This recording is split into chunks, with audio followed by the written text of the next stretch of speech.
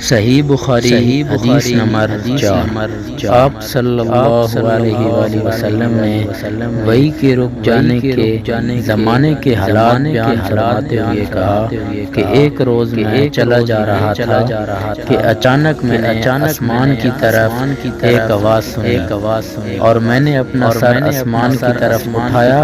کیا دیکھتا ہوں کہ وہی فرشتہ جو میرے پاس غار حرا میں آیا تھا وہ آسمان و زمین کے بیچ میں ایک کرسی پر بیٹھا ہوا ہے۔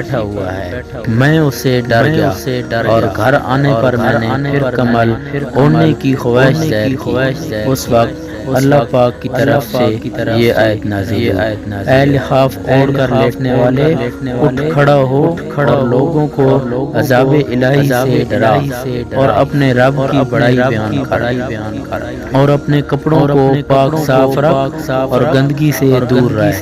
اس کے بعد وہی تیزی کے ساتھ پے در آنے لگی۔